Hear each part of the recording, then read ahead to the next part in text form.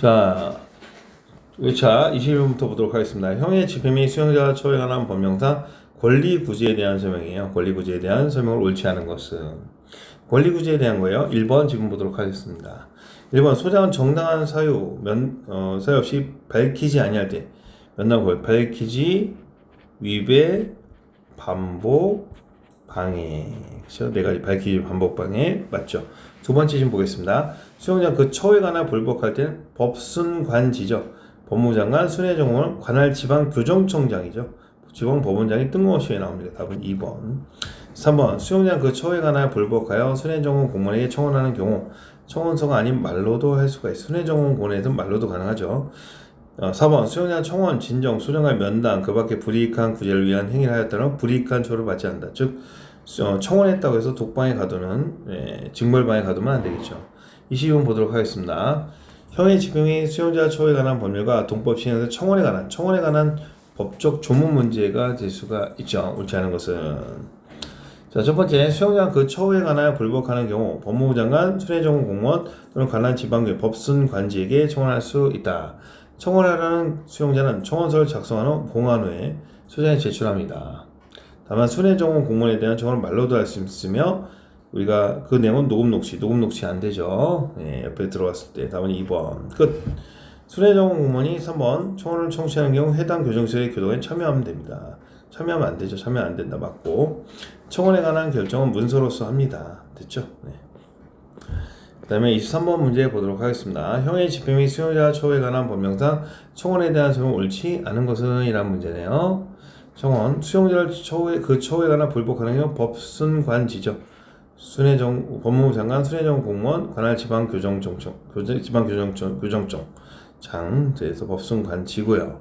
그 다음에 이번 청원을 하려는 수용자는 청원서를 작성해서 봉한 후 소장에 제출해야 된다. 다만 순회정원 공무원에 대한 청원은 말로도 할 수 있다. 말로도 가능하죠. 소장은 청원서를 개봉해서는 안 됩니다. 열어보면 안 되죠. 이를 지체 없이 법순관지한테 보냅니다. 소장은 수용자가 관할 지방교정청장에 청원하는 경우에는 그 인적사항을 청원부에 기록한다. 그래서 지방교정에 청원하는 경우에 인적사항을 청원부에 기록한다. 순회정원 공무원이 갔을 때 인적사항을 기록하는 거지 지방교정에 상관이 없습니다. 틀린 답은 4번이 되겠습니다. 형의 집행 및 수용자가 처우에 관한 법령상 수용자의 권리 구제에 대한 설명 옳은 것은 처우에 불복하는 수용자는 소장에 말로 하거나 청원서를 작성 후 봉한 후 제출합니다. 봉한 후 소장에게 제출하지 않죠. 네. 그 다음에 봉하지 않은 상태에서 제출하지 않는다는 거예요. 두 번째, 수용자가 처우에 관하여 다음 사유로 반복하여 소재 면담을 신청하는 경우 면담을 아니할 수 있다. 밝히지 위배 반복 방해. 세 번째, 법무부 장관, 지방교정청장, 소장, 법지소죠. 총회로부터 7일 이내에 정보의 공개 및 우송 등에 들 것을 예상되는 비용을 산정, 예납하죠. 정보 공개를 청구하는 수용자에게 미리 납부하고 통지한다. 예납할 수 있다는 얘기죠. 자, 그 다음에 마지막 네 번째, 순회정원 공무원은 수용자로부터 말로 청원을 받고 청원에 대해서 결정을 한 경우 처음에 결정의 고지를 청원부에 기록한다. 이렇게 되어 있어요. 그럼 첫 번째 게 뭐가 틀렸나? 첫 번째 봉한 후에서 한다 그랬고 두 번째 거는 뭡니까? 자, 각기 다른 사유라는 단어가 있죠. 다른 사유. 같은 사유로 반복해야 돼. 같은. 그러니까 틀린 답이고 세 번째가 뭐냐면 통지할 수 있다죠. 할 수 있다. 통지할 수 있다. 임의 규정이고 네 번째 거가 뭐가 되죠? 청원에 관하여 결정하는 경우 청원부에 기록한다. 그 답은 4번이 되죠. 그러니까 첫 번째 거는 봉한 후 누구에게 청원할 수 있다. 그래서 청원서에서 말로 하거나 이게 틀렸죠. 우리가 순회정원 공무원에서는 말로 할 수 있지만 소장은 말로 할 수가 없고요. 두 번째 지문에서는 다른 사유가 아니라 같은 사유로 반복하는 경우가 문제가 되기 때문에 틀린다이고 세 번째 거 같은 경우에는 뭐예요? 통지할 수 있다죠. 통지할 수 있다. 그 다음에 25번 문제 보도록 하겠습니다. 재소자 권리구제의 옴부즈맨 제도에 대한 설명으로 옴부즈맨에 대한 설명 옳지 않은 것은 옴부즈맨의 제일 핵심 단어는 뭐죠? 독립성이죠. 독립성입니다. 1번 성공 여부는 독립성, 비당파성, 전문성에 달려있다. 오케이. 2번 옴부즈맨의 독립성과 전문성을 확보하기 위해서 교육 당국이 임명한다. 틀렸죠. 제3자가 임명하는 게 좋겠죠. 아는 사람들끼리는 감시를 할 수가 없기 때문에 내부 고발자 감시제도 내부 감시제도니까. 3번 제토제의 불평을 수리해서 조사하고 보고서를 작성하여 적절한 대안을 제시한다. 오케이, 좋습니다. 원래 정부 관리에 대한 시민의 불평을 조사할 수 있는 권한을 가진 스웨덴에서 시작하였다. 옴부즈맨 제도가 스웨덴에서 시작하였다. 자, 26번 보도록 하겠습니다. 수용자에 대한 징벌 및 권리 구제에 대한 문제예요. 하나씩 보겠습니다. 소장은 동일한 사유로 면담하는 사실이 있음에도 동일한 사실이 중요하죠. 불구하고 정당한 사유 없이 반복해서 면담을 진행. 반복, 밝히지 위배, 반복, 방해.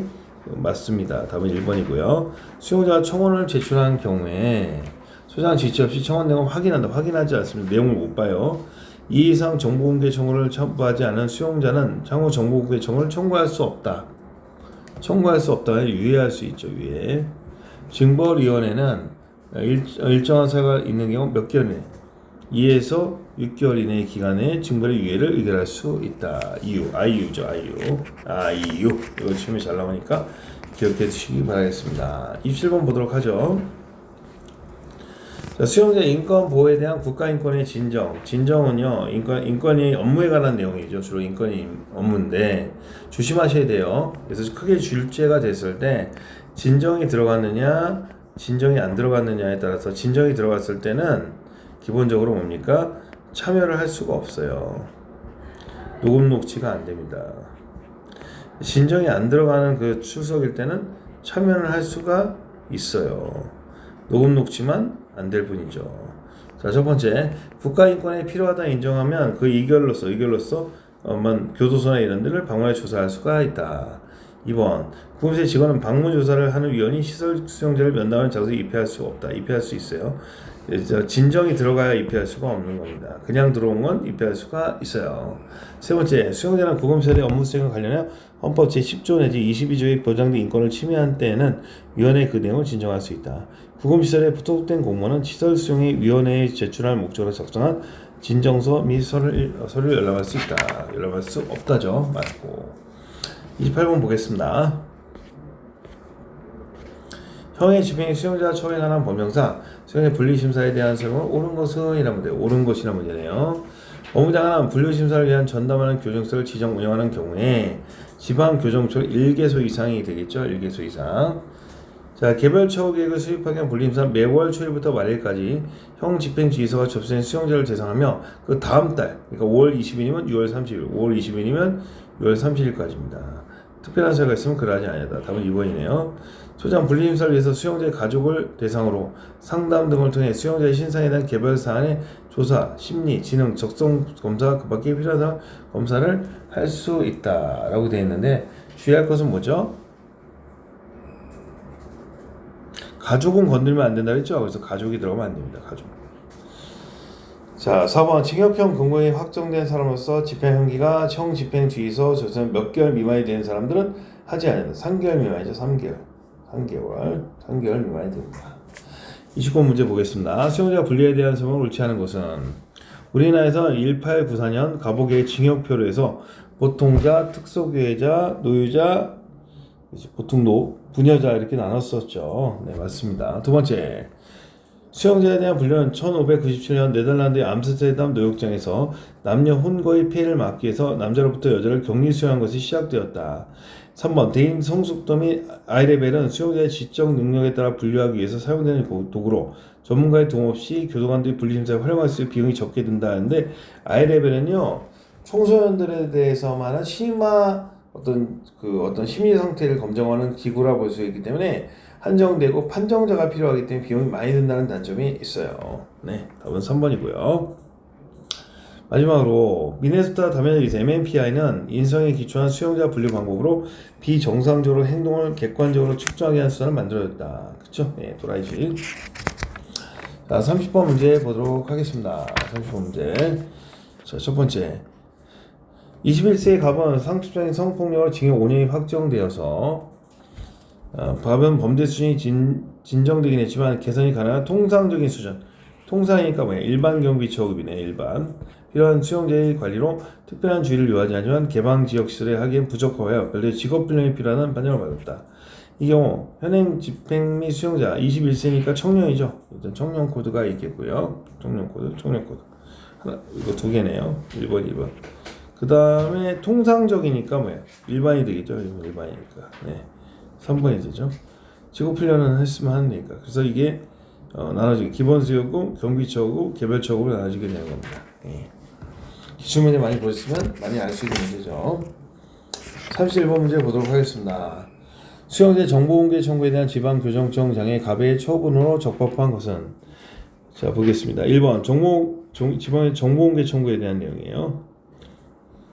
정보 공개를 위한 비용 납부의 통지를 받은 수용자 A가 그 비용을 납부하기 전에 지방교정청 갑은 정보 공개의 결정을 하고 해당 정보 A에 공개할 수 있다. 맞는 문제이죠. 왜냐면 우리 조문에 보면요, 특별하게 먼저 공개되지 않아도 먼저 할 수 있다고 되어 있어요. 답은 1번이고요. 과거의 수용기간 동안 정당한 사유 없이 정보 공개를 위한 비용을 납부하지 아니한 사이 1회 있는 수용자가 B가 정보 공개 청구를 하자 청구를 한 날부터 며칠째 갑은 B에게 정보의 공개 및 우송 등에 대한 들 것으로 예상된 비용을 납부할 것을 통지하였다라고 되어 있죠. 네. 몇 회요? 1회가 아니라 2회가 됩니다. 2회. 자, 정보 공개를 위한 비용 납부의 통지를 받은 수용자 C가 그 통지를 받은 3일 만에 비용을 납부했지만 B는 비공개 결정을 했어요. 갑은 C가 인합한 비용 중 공개 여부에 결정된 비용을 제한 금액을 반환해 전액 반환해야 돼요. 전액. 그렇죠. 예. 현재 수용기간 동안 갑에게 정보공개 청구를 한 정당한 사유 없이 그 청구를 취한 사실이 있는 수용자 D가 자칫 정보공개 청구를 하자 갑은 D에게 정보의 공개 및 우송 등에 들 것을 비용되는 비용을 연합하게 할 수 있다. 됐습니다. 네. 연합하게 할 수 있다. 네. 자, 그 다음에 32번 문제 보도록 하겠습니다. 누진 계급에 대한 문제네요. 누진 계급에서 점수제에 해당하지 않는 것은 답이 나왔죠? 예, 스테니아 그레엄의 고사제입니다. 답은 1번이고, 잉글랜드제는 매일 점수를 매기고요. 아일랜드는 매월 점수를 매기고요. 그 다음에 엘마이르는 상대적 부정계로 점수를 매깁니다. 그래서 고사제는 심사제이기 때문에 점수를 매기지 않습니다. 예. 33번 보도록 하죠. 누진 계급의 측정 방법, 중요한 문제입니다. 설명과 옳게 연결을 해준 것은? 점수제는 일정한 기간이 지나면 기간제죠. 기간제. 해양성 심사의 긴급을 결정하는 방법으로 하고 기간제로 한다. 하며 진급과 가석방 심사의 구체적 타당성에 기대할 수 있으나 진급이 교동의 자의에 의해서 움직이죠. 왜? 교도위원회 심사를 거치기 때문에. 고사제는 최초 9개월 후 독고 교도소에서 강제 노동을 취업하는 등등등등이 있어요.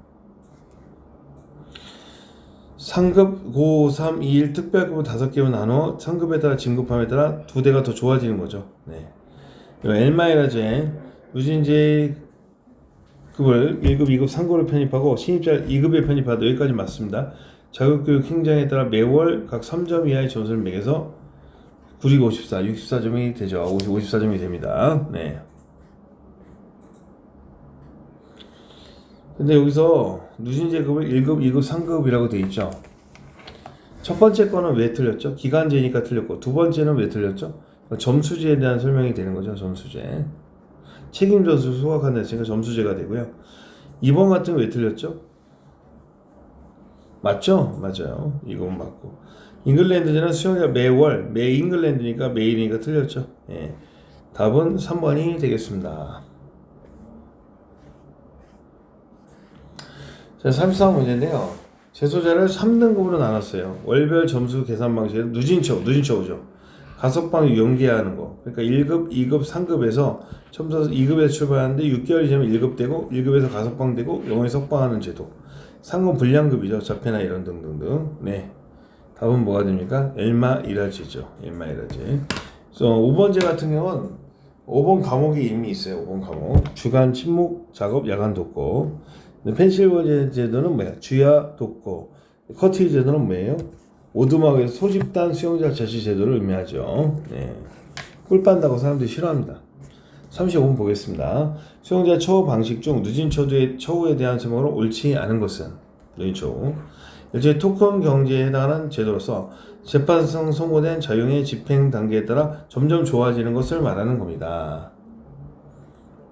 2번 영에서 일종의 고사제, 호주의 마코노키 점수제도 결합시키면서 가죠. 발전합니다. 올라가는 거니까. 세 번째, 아일랜드제는 크로포턴이 창안한 것으로 매월 맞죠? 정한 점수를 소각하는 방법을 하면 우리는 누진초와 약간 유사합니다. 우리는 매월 단위로 검사하기 때문에. 그 다음에 엘마일제는 자력적 갱생에 중점을 맞던 행영제도죠. 엘마일과 가마원, 소년원. 이 1번 가마제로 하는데 전과를 3번 이상의 청소년 모델을 대상으로 하여 개선 교환을 교도소를 학교 같은 분위기에 운영한 제도이다. 맞죠? 네. 답은 4번이 되겠습니다. 왜냐면 초범 이상이죠. 초범. 전과자가 초범을 대상하는 게 아니라 전과자를 대상하는 초범을 대상하는 게 아니니까. 36번 보겠습니다. 수용자의 분류 및 처우에 대한 점을 옳지 않은 것은 이란 문제예요. 수용자 분류는 수용자에 대한 개별적 처우를 하기 위한 가능함으로써 수용자의 교화 개선에 원만한 사회 복귀에 도움을 준다. 이번 19세기 이후에 과학의 발달에 힘입어 수용자의 합리적인 처우를 위해서 과학적인 분류의 도입이 주장되었으며 뉴욕주 싱싱교도소에 운영된 분류 클리어닝 하우스 심리분석센터를 의미하죠. 세 번째, 누신 계급의 측정 방법인 고사제에는 일정 기간이 경과되었을 때 그 기간 내에 수용자를 교성 성적의 담당 교도관에 보고하고 이를 교도위원회 심사하여 징역을 결정하는 방법이다. 누신 계급의 측정 방법인 아일랜드제는 수용자를 최초 9개월 동안 독고공호 교도소에서 장제노역을 취업시키고 수용자를 제5계급으로 나눠 이들이 지정된 책임 점수에 소각하는 것. 3단계죠. 이거 잉글랜드 3단계고 아일랜드 4단계는 중간에 뭐죠? 중간 과목이 있어야 되죠. 그래서 묵장 같은데 출퇴근하는 제도를 중간 과목 제도라고 합니다. 예, 애들이 물들지 않도록 하는 거죠. 그 다음에 37번 보도록 하죠. 다음은 수용자 중 현행 집행 수용자 처우에 관한 법률 시행 영상 분류 제외. 제가 뭐랬죠? 그 3개월 미만일 때는 입대하기 3개월 미만일 때는 제외한다 그랬죠. 예. 나머지는 뭐예요? 분류가 곤란할 때, 심사가 곤란할 때, 유예, 기타, 그 다음에 곤란한 사유가 있을 때는 유예할 수가 있어요. 자, 그 다음에 제외 대상은 뭡니까? 3개월 미만이죠? 답은 뭐가 됩니까? 3개월 미만 구류, 3개월 미만, 3개월 미만의 구류도 포함하니까 4번에 왜? 질병 등은 심사의 유예 대상이 아니라 제외 대상이 될 수가 있습니다. 38번 형의 집행의 수용자 처우에 관한 법률 시행령 규칙상 분리심사에 대한 점을 옳지 않은 것은 불이행 확정된 사람에 대해서 분리심사를 하지 아니한다. 불이행은 분리심사할 필요가 없어요. 그 다음에 무기징역형이 확정된 수용자의 정기 재심사 시기는 6분의 2, 3, 4로 본다 그랬죠? 2, 3, 4, 5 부정기형의 정기 재심사 시기는 장기형으로 한다. 자, 그 다음에 나머지 정리했겠죠? 예, 장기형을 한다. 예. 집행형기가 불집행형기가 불림사 유예 사유로 3번 집행형기가 불림사 유예 사유로 이거 틀렸네요. 정기재심사는 단기 부단하게 하니까 답은 3번이 되네요. 집행형기가 불림사 유예 사유 있을 때는 3개월 미만이에요. 출소하고 나서 또는 질병조사 곤란한 3개월 미만일 때는 그냥 안 하는 걸로 하겠죠. 네. 39번 문제 보겠습니다. 형의 집행 및 수용자 처우에 관한 법률상 분류처우위원회에 대한 점을 옳지 않은 것은 분류처우위원회는 심의 의결을 위해서 외부 전문가를 의견을 들을 수 있겠죠. 2번 분류처우에는 위원장을 포함 5에서 9이 아니라 5에서 7이라고 했죠. 5에서 7. 그 다음에 외부위원은 전혀 들어갈 수가 없고 3분의 2가 출석하면 개의한다고 하죠. 네. 3분의 2죠. 그 다음에 2번이고 분류처우위원은 위원장이 소속기관의 부수행위 과장으로 되어 있는데요. 시수행위는 7급 이상 교도관이죠. 7급 이상. 네, 좋습니다. 수용자 개별처우의 가석방 심사 신청 대상자 선정, 그 밖에 수용자의 분류처우를 위해서 필요한 사항 심의 의결하기 위해서 분류처우위원회를 둔다. 됐고요. 40번 문제 보겠습니다. 형의 집행 및 수용자 처우에 관한 법령상 정기 재심사에 대한 점을 옳지 않은 것은 옳은 것은 부정기형의 재심사는 부단하니까 단기형으로 가고요. 소장은 재심사를 할 때까지 그 사유가 발생한 날부터 2개월 내에 완료한다라고 했는데 그 다음 달까지 그 다음 달 5월 30일이면 6월 20일, 7월 20일이 아니라 6월 30일이 되는 거예요. 다음 달부터 하면 다음 달. 자, 그 다음에 자, 무기형과 20년을 초과한 징역형 금고형의 재심 시기를 산정할 때 20년으로 봅니다. 냈죠. 맞고. 제일 좋은 거니까. 얘한테 유리한 거니까. 합산형 20년을 초과하는 경우에도 두 개 더 합산하는 시기는 형기를 합산하면 됩니다. 근데 다만 두 개 합산이 하나 18에 하나 4년 합치면 뭐예요? 22년이 되니까 억울하잖아. 그랬을 때는 4년으로 하게 됩니다. 이렇게 정리할 수가 있어요. 이렇게 해서 마쳤습니다. 수고하셨습니다. 네.